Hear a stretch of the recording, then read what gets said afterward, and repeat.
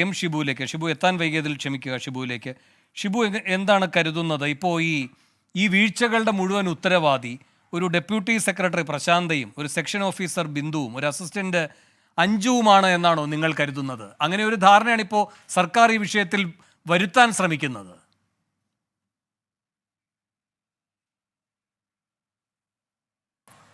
ഇല്ല സാർ, നമുക്ക് ഈ കേസിന്റെ ആദ്യ നാളുകൾ ജസ്റ്റ് ഒന്ന് പരിശോധിച്ചാൽ തന്നെ നമുക്കറിയാം.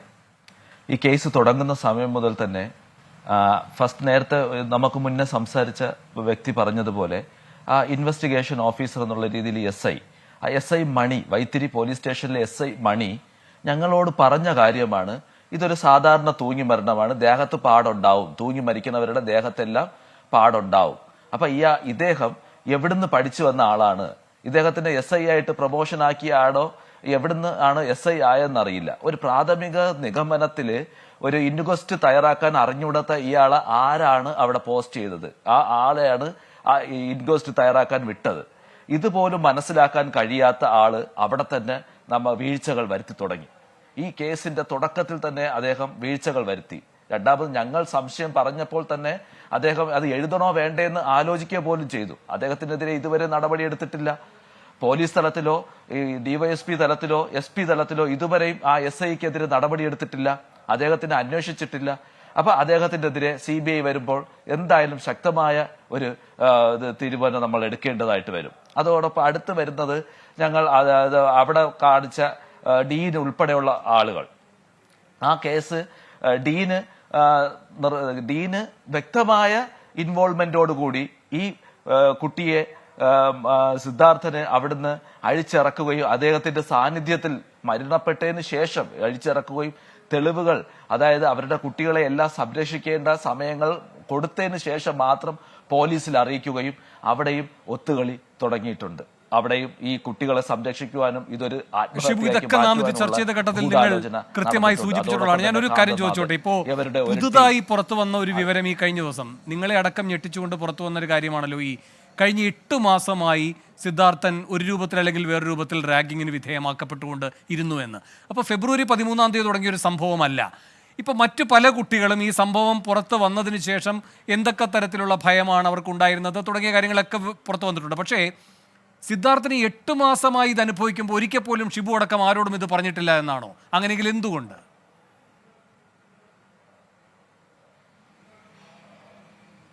അവൻ ആരോടും വന്ന് ഇത്തരത്തിൽ ഒരു 8 മാസം കൊണ്ട് പീഡിപ്പിക്കുന്നു എന്ന് ഞങ്ങൾ ഇപ്പോഴാണ് വാർത്തയിലൂടെയാണ് ഞങ്ങൾ തന്നെ അറിയുന്നത്.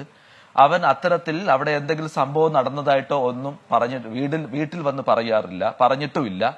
അതെല്ലാം തമാശ ചിരിച്ചുകൊണ്ട് പറഞ്ഞു. എന്നെ ബർത്ത്ഡേക്ക് ചേട്ടന്മാര് ഡ്രസ്സ് ഊരിയിട്ട് നിൽക്കാൻ പറഞ്ഞു. കുറച്ച് കഴിഞ്ഞപ്പോൾ പറഞ്ഞു ചെന്ന് സിഗരറ്റും സ്നാക്സും വാങ്ങിച്ചു, അവർക്ക് മദ്യപിക്കാൻ വേണ്ടി സ്നാക്സ് വാങ്ങിച്ചുകൊണ്ട് കൊടുക്കാൻ പറഞ്ഞു. ഞാൻ അതേപോലെ സിഗരറ്റും സ്നാക്സും വാങ്ങിക്കൊണ്ട് കൊടുത്തു. എന്റെ സുഹൃത്തുക്കൾക്ക് ഫുഡും കഴിക്കാൻ ആവശ്യമായ ഫുഡും വാങ്ങിക്കൊടുത്തു. ഈ കാര്യമാണ് ബർത്ത്ഡേയെ സംബന്ധിച്ച് പറഞ്ഞിട്ടുള്ളത്. മറ്റുള്ള കോളേജിലെ ഒരു കാര്യവും അവൻ ഇത്തരത്തിൽ പീഡിപ്പിക്കുന്നെന്നോ എന്നും പറയുന്നില്ല. ചേട്ടന്മാർക്കൊക്കെ എപ്പോഴും ഇഷ്ടമാണ്, അല്ലെങ്കിൽ ഇങ്ങനെയാണ്. അപ്പൊ അവൻ ഈ കാര്യങ്ങൾ വീട്ടിൽ വന്ന് പറഞ്ഞു കഴിഞ്ഞാൽ ഞങ്ങൾക്ക് ബുദ്ധിമുട്ടാവും, എന്താണെന്ന് അറിയില്ല. അവൻ ഇതുവരെയും ഈ കാര്യങ്ങൾ ഞങ്ങളെ ധരിപ്പിച്ചിട്ടില്ല. അതോടൊപ്പം തന്നെ നേരത്തെ സാർ ചോദിച്ചില്ലോ, ഈ വീഴ്ച വരുത്തിയ ഉദ്യോഗസ്ഥരെ സസ്പെൻഡ് ചെയ്തത്. ഞങ്ങളും ഈ കേസിന്റെ ഇതിന്റെ CBIക്ക് വിടാത്തതിന്റെ കാരണം തിരക്കി ഞങ്ങൾ സെക്രട്ടേറിയറ്റ് കയറി ഇറങ്ങുന്നുണ്ടായിരുന്നു. അപ്പോൾ ഞങ്ങളുടെ സമുദായ സംഘടന നേതാവ് ഉൾപ്പെടെയുള്ള ആളുകൾക്ക് നേരിട്ട് നമ്മൾ കയറി ഇറങ്ങുമ്പോൾ നമുക്ക് അറിയാൻ കഴിഞ്ഞത് അത് ട്രാൻസ്ലേറ്റ് ചെയ്യാൻ അവിടെ കൊടുത്തു, ഇവിടെ കൊടുത്തു, ഇന്ന സ്ഥലത്ത് അയച്ചിരിക്കുന്നു എന്നുള്ള മറുപടിയാണ് ഞങ്ങൾക്ക് കിട്ടിക്കൊണ്ടിരുന്നത്. അതിൽ നിന്നും പിന്നീടാണ് അറിയുന്നത് ഇത് SP വയനാടിന് അയച്ചു, പിന്നെ DYSPക്ക് അയച്ചു. ഇങ്ങനത്തെ ഒരു ഫോർമാറ്റ് ഇതിലുണ്ടോ എന്നും ഞങ്ങൾക്ക് അറിയില്ല.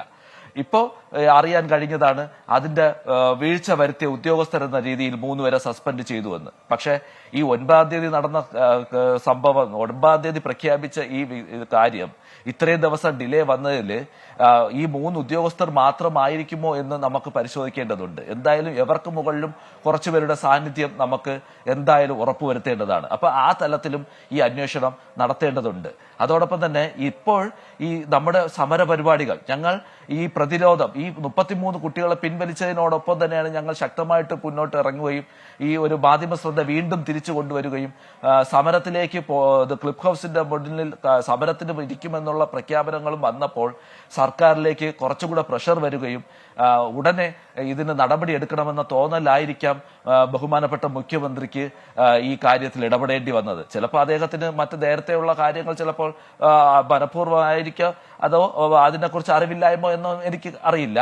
എന്നിരുന്നാലും അദ്ദേഹം ഇപ്പോഴത്തെ ഈ ഇടപെടൽ നടത്തി ഉടനെ തന്നെ അടിയന്തരമായിട്ട് CBIക്കുള്ള ഫോർമാറ്റും അത് ട്രാൻസ്ലേറ്റ് ചെയ്ത കാര്യങ്ങളും അയക്കാൻ നടപടി സ്വീകരിച്ചു എന്ന് അറിഞ്ഞു. അതോടൊപ്പം തന്നെ ഈ 3 പേരെ സസ്പെൻഡും ചെയ്തിട്ടുണ്ട്. അപ്പൊ ഇത് എന്തായാലും നല്ലൊരു കാര്യമാണ്. എന്നിരുന്നാലും ഇതിൽ ഈ 3 ഉദ്യോഗസ്ഥരുടെ വീഴ്ചയാണെന്ന് ഞങ്ങൾക്ക് പറയാൻ കഴിയില്ല. ഇതിൽ വീണ്ടും ഉദ്യോഗസ്ഥർ ഉണ്ടാകാൻ സാധ്യതയുണ്ട്. അതോടൊപ്പം തന്നെ ഞങ്ങൾ പറയുന്നത് VC നേരത്തെ പറഞ്ഞ 33 കുട്ടികളെ സസ്പെൻഷൻ പിൻവലിച്ചുകൊണ്ടുള്ള VCയുടെ നടപടി സാർ നേരത്തെ ചോദിച്ചിരുന്നു. ഞാൻ ഇതിൽ കേട്ടതാണ്, ആ VCയെ ഗവർണർ നിയമിച്ചതാണ്. ആ VC നിയമിച്ച ഉടനെ തന്നെ ആദ്യം വന്നത് വീട്ടിലാണ്. അദ്ദേഹം പറഞ്ഞിട്ട് പോയത് ഞാൻ നിങ്ങൾക്ക് ഉചിതമായ എല്ലാ തീരുമാനങ്ങളും കൈക്കൊള്ളുമെന്നാണ്. അദ്ദേഹം പോയ ഉടനെ ഡീനിനെയും കാതനാഥനെയും സസ്പെൻഡ് ചെയ്തു. പക്ഷേ അദ്ദേഹം ഉടനെ തന്നെ ഒരു പ്രസ്താവന പറഞ്ഞു, ഇത് തൂങ്ങി മരണമാണെന്നുള്ള പ്രസ്താവന. അതൊന്നും അത് ഹൈലൈറ്റ് ചെയ്ത് പോയില്ല. പിന്നീട് ഇപ്പൊ കാണുന്ന 33 കുട്ടികളുടെ സസ്പെൻഷൻ ക്യാൻസൽ ചെയ്തിട്ടുള്ളത്.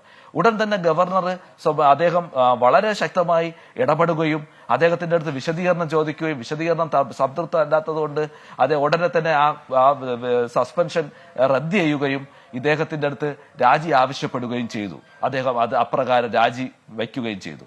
പക്ഷേ ഒരു കാര്യം നമ്മൾ ശ്രദ്ധിക്കേണ്ടത്, ഇദ്ദേഹത്തിന് 33 പേരുടെ ലിസ്റ്റ് എങ്ങനെ കൊടുത്തു? അദ്ദേഹം ചോദിച്ചില്ല. അദ്ദേഹത്തിന് കൊടുത്തത് എന്തായാലും ഇപ്പോഴത്തെ നിലവിൽ ചാർജുള്ള ഡീനായിരിക്കും. ആ ഡീനിന് എവിടുന്ന് ഈ പ്രഷർ ഉണ്ടായി? അപ്പോൾ എന്തായാലും ഉദ്യോഗതലത്തിൽ ഭരണപരമായ എന്തെങ്കിലും പ്രഷർ ഈ കുട്ടികളെ ഒഴിവാക്കി കൊടുക്കാൻ അവരുടെ രക്ഷകർത്താക്കളുടെയോ മറ്റുള്ള ഉന്നത ബന്ധങ്ങളുടെ ഫലത്തിൽ ഈ ഡീന് പ്രഷർ ഉണ്ടാവുകയും ഡീനിന് സമ്മർദ്ദത്തിന്, ഡീനും ഒരു രാഷ്ട്രീയ പാർട്ടിയിലുള്ള ആളാണ്, അപ്പൊ അവരുടെ സമ്മർദ്ദം VCയിലേക്ക് വരികയും അത്തരത്തിലാണ് VC ഈ നടപടി എടുക്കുകയും ഇപ്പോൾ VCയുടെ അടുത്ത് ഗവർണർ ആവശ്യപ്പെടുകയും രാജിവെക്കുകയും ചെയ്തിരിക്കുന്നത്. അപ്പം ഇത്തരത്തിൽ മുഴുവനും കാര്യങ്ങളും നമുക്ക് സംശയദൃഷ്ടിയോട് മാത്രമേ കാണാൻ കഴിയുള്ളൂ എന്നാണ് ഇപ്പൊ പറയാനുള്ളത്. ശരി, അതായത് പൂക്കോട് എന്ന് പറയുന്ന ഈ സർവകലാശാല ഒരു വെറും സർവകലാശാലയല്ല. അവിടെയുള്ള എല്ലാവരെയും സമ്മർദ്ദത്തിലാക്കാൻ കഴിയുന്ന ശക്തികളോടെ പ്രവർത്തിക്കുന്നു. സെക്രട്ടേറിയറ്റിൽ വരെ അതിൻ്റെ കണ്ണികൾ വേണമെങ്കിൽ നമുക്ക് കാണാൻ കഴിയും. അദൃശ്യമായ കണ്ണികൾ പ്രവർത്തിക്കുന്നു. അവരുടെ ഇടപെടലാണ് ഇന്നുവരെ ശക്തമായി നിന്നിരുന്നത്. ഇപ്പോൾ മുഖ്യമന്ത്രി ഇടപെട്ടിട്ടുണ്ട്. ഇനി തുടർ നടപടികളുടെ ഭാവി എന്താണ് എന്ന കാര്യവും വരും ദിവസങ്ങളിലെ കാത്തിരുന്ന് കാണാൻ കഴിയും.